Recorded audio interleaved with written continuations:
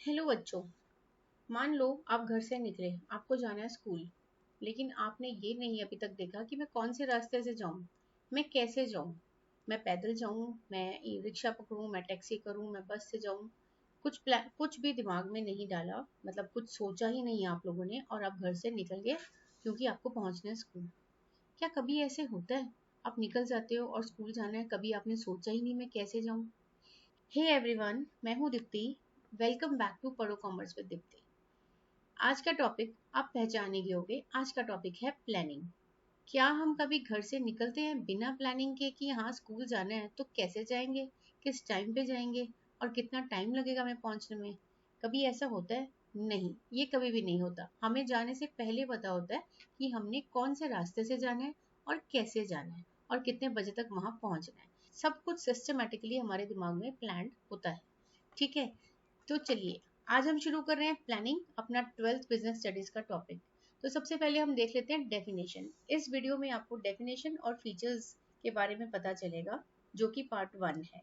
Okay, now meaning of planning. Planning क्या है? Planning एक प्रोसेस है जिसमें हम एडवांस में सोच लेते हैं कि भाई हमें कहाँ जाना है, हमें स्कूल जाना है, कि भाई हमें कहाँ जाना है, मुझे मेरे फ्रेंड के घर जाना है, कैसे जाना है, ठीक है, क्या करना है, क्या किस काम के लिए जा रहा हूँ, स्कूल क्यों जाना है, कब जाना है, ठीक है, कैसे जाऊं।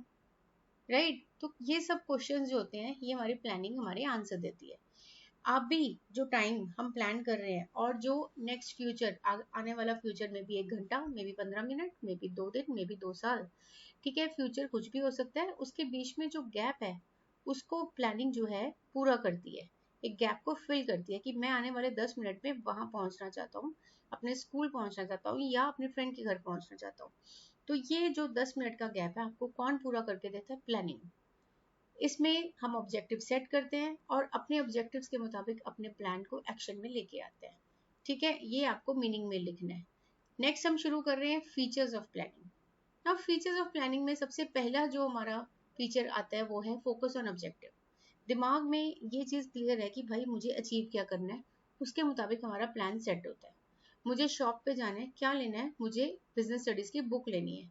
तो हमारे दिमाग में पूरा प्लान है, मैंने कौन सी शॉप पे जाना है, कितने पैसे मुझे चाहिए और मुझे कौन सी बुक लेनी है।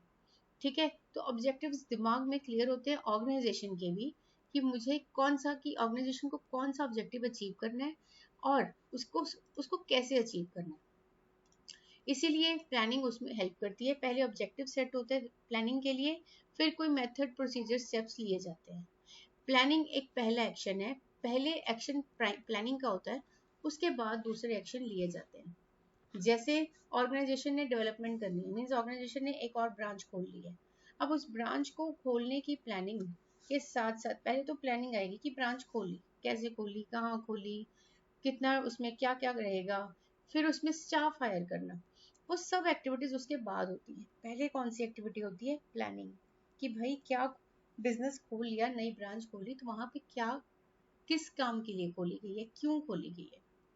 परवेसिव, परवेसिव का मतलब सारे लेवल्स ऑफ मैनेजमेंट, हर ऑर्गेनाइजेशन में प्लानिंग होती है, चाहे वो लोअर लेवल हो, चाहे मिडिल हो, चाहे टॉप हो, सारे डिपार्टमेंट्स हो, सब जगह प्लानिंग जो है फॉलो होती है, इसलिए प्लानिंग को हम परवेसिव बोलते हैं। ये कॉन्टिन्यूस प्रोसेस है, कभी रुकने वाला नहीं है। ठीक है, एक बार प्लानिंग बना दी तो फिर ये चलती रहेगी, उसमें रिविजन आ सकती है। हो सकता है कि हमने कोई बूम पीरियड में, अच्छे टाइम में हमने प्लानिंग बनाई हो, ठीक है, लेकिन बहुत जल्दी डिप्रेशन आ गया, लेकिन मार्केट डाउन चली गई, हमारे जो प्रोडक्ट है उसकी डिमांड नीचे जा रही है, तो प्लानिंग को चेंज करना पड़ेगा। तो एक कॉन्टिन्यूस प्रोसेस है, तो मैनेजर्स को हर वक्त लगे रहना पड़ता है कि भाई अब ये प्लान काम नहीं कर रहा, दूसरा प्लान बनाना पड़ेगा उनको, कि जब मेरी मार्केट डाउन जा रही है, जब ऑर्गेनाइजेशन की प्रोडक्ट्स की डिमांड नहीं है, तब क्या करें।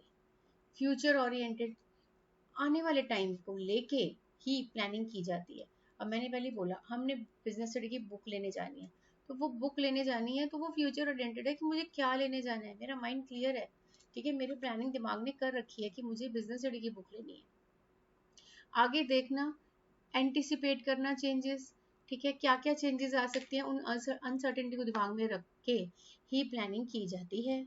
डिसीजन मेकिंग है भाई, हर स्टेप पे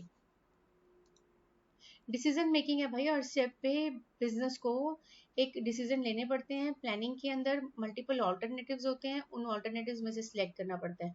अब जहाँ कोई चॉइस ही नहीं होगी वहां पे क्या प्लानिंग होगी? जहाँ पे चॉइसेस होती हैं वहीं पे प्लानिंग होगी ना। मान लो कि कोई ऑर्गेनाइजेशन है, उसको इम्पोर्ट करवाना है, ठीक है, कोई बाहर से कोई टेक्नोलॉजी इम्पोर्ट करवानी है, और टेक्नोलॉजी जो इम्पोर्ट होगी वो स्टेट ट्रेडिंग कॉर्पोरेशन के थ्रू ही होती है, कोई एससीसी करके कॉर्पोरेशन है उसके थ्रू होती है। तो भैया वैसे ही डिसीजन लेना पड़ता है ना कि हाँ एससीसी के थ्रू हमें इंपोर्ट करना पड़ेगा।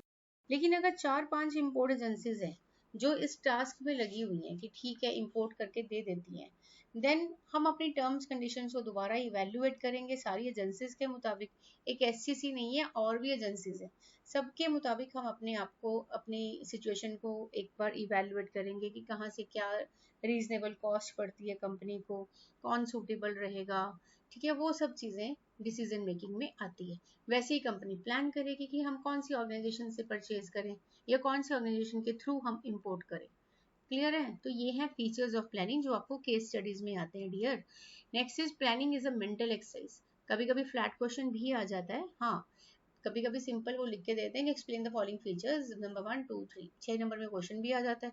कभी कभी एक केस बना के दे देते हैं, आपको पहचानना पड़ता है कि बताओ प्लानिंग की कौन सी फीचर है, बताओ प्लानिंग की कौन सी इसमें कंडीशन लग रही है या फंक्शन हो रहा है इसमें, ठीक है।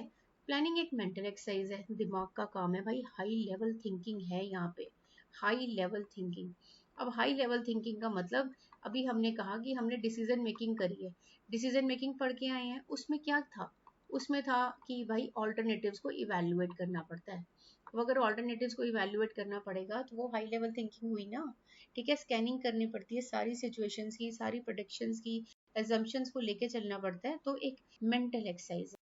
हर इंसान प्लानिंग करता है, हर इंसान, छोटा बड़ा, ऑर्गेनाइजेशन, स्कूल, तुम लोग, मैं, हम सब प्लानिंग करते हैं। मैंने वीडियो बनानी है तो मैं प्लानिंग कर रही हूँ, तुम लोगों ने पढ़ना है तुम प्लानिंग कर रहे हो। हर चीज में प्लानिंग है और हम सब ये मेंटल एक्सरसाइज कर रहे हैं, ठीक है। हाई लेवल थिंकिंग, हम सब हाई लेवल थिंकिंग में लगे हुए हैं। ये बात आप याद रखना, सिर्फ ऑर्गेनाइजेशंस लगी नहीं हुई हैं, हम सब भी एक हाई लेवल थिंकिंग में लगे हुए हैं। क्लियर हुआ? तो ये है फीचर्स ऑफ प्लानिंग। नेक्स्ट जो टॉपिक है वो होगा हमारा इम्पोर्टेंस, इम्पोर्टेंस ऑफ प्लानिंग हमारा नेक्स्ट पार्ट 2 में कवर होगा। तब तक पढ़ते रहिए, मस्त रहिए। Thank you so much, all the best.